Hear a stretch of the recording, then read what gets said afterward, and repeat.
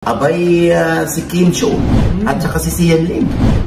Mall show ni Sian Lim ay punong-puno rin. Ng monoblock chairs. Monoblock chairs. Monoblock chairs. Sian, kuya, na nagamit si Kim Chiu sa promo ng pelikula niya, kuya. Kasi totoo lang yung sinasabi nila eh. Real talk lang na si Sian Lim ay talagang ginamit si Kimi. At real talk nang na lahat ng mga shows ni Sian ay nilalangaw kapag wala si Kimi.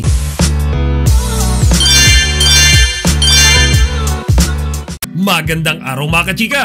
Rigel po ulit ang inyong Chika Patrol. Bago tayo magsimula mga kachika, inaanyayahan ko muna kayong mag-subscribe dito sa ating munting channel para palagi kayong updated sa mga latest at nagte-trending na mga showbiz balita. Aliw na aliw ako sa latest content ni OG Diaz mga kachika, kung saan derechahan nilang hinambalos si Sian Lim dahil nga sa gara palang panggagamit nito kay Kim Chiu. Yung isa sa pinaka nagustuhan kong pinag-usapan nila dyan mga kachika, kung paano nila ikinumpara yung nag-iisang mall show event ni Sian Lim sa mga pila-pilang mga event at mall show naman na ginawa ng Kim Pao. Ayon nga sa kanila mga kachika, kay Sian Lim daw tila monoblock lang yung mga naging audience niya. Samantalang kay Kimi at kay Paolo mga kachika, wala kang makikita kahit isang monoblock na bakante. Panoorin nyo ito mga kachika. Abay, si Kim Chiu at saka si Sian Lim.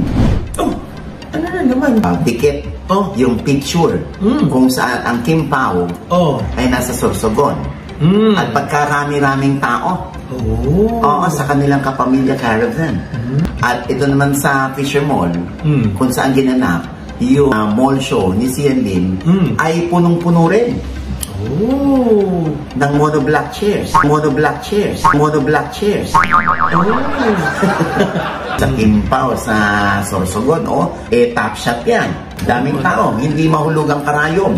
Parang wala ka makitang monoblock nga. Parang wala ka makitang monoblock nga. Ayan. Yung mga simpleng banat ni Loy, no? Ay, hindi mo. May nakakita ka ba?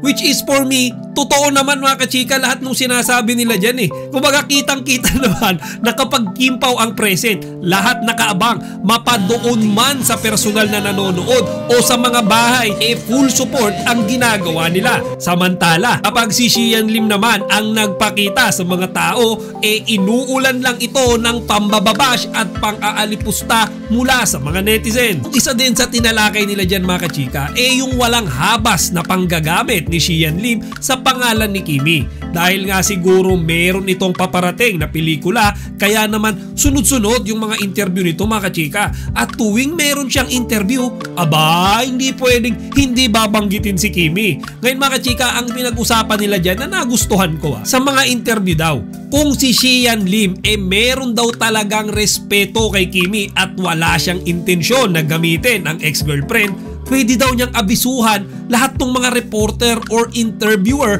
na wag na siyang tanungin tungkol sa kanyang nakaraang pag-ibig. Kumbaga mga kachika, pwede na siyang magbigay ng warning na, guys, wag nyo nang banggitin yung aking ex-girlfriend, wag nyo nang banggitin yung aking previous relationship, wag na natin pag-usapan yung mga bagay na pwede pang makapagpaalala sa aking nakaraan.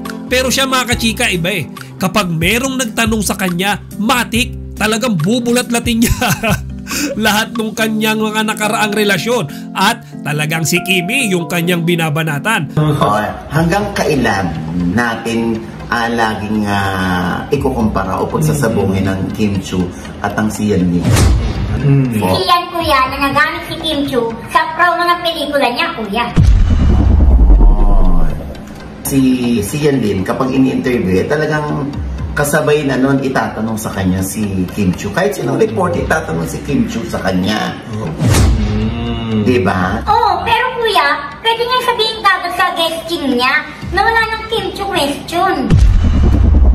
May point na naman si Mrena. Sama nga naman si Mrena, pag may mga guestings tayo, ayaw na nating idamay pa o ipatanong pa yung tungkol sa nakaraan, sabihin na agad natin sa production staff na wala nang ganito. Ay, hindi pwede yun, hindi ka makakapag-guest o hindi na ako mag-guest.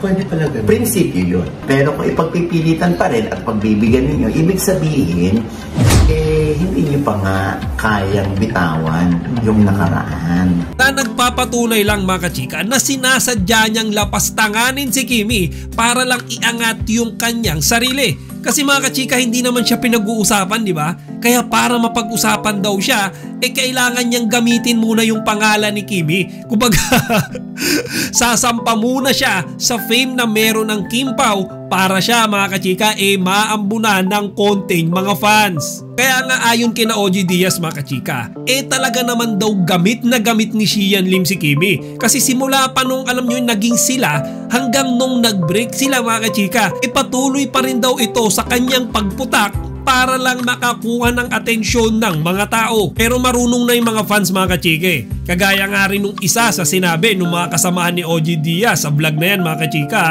kahit na ginamit ni Xian Lim si Kimi para dyan sa pelikula niya na yan, nag-flop pa rin. Wala pa rin nanood. Kumbaga mga kachika, ilangaw pa rin yung mga sinihan na nagpapalabas nung kanyang pelikula. Ako mga kachika, overall, agree ako sa mga tiradang ginawa ni OG Diaz at nung mga kasamahan niya kay Xian Lim. Kasi totoo lang yung sinasabi nila. Real talk lang na si Xian Lim ay talagang ginamit si Kimi. At real talk nang na lahat ng mga shows ni Xian ay nilalangaw kapag wala si Kimi. Kayo mga kachika, agree din ba kayo sa mga pinag-usapan dyan ni na OG Diaz? Kung oo, ilagay nyo din dito sa comment section para mapag-usapan natin.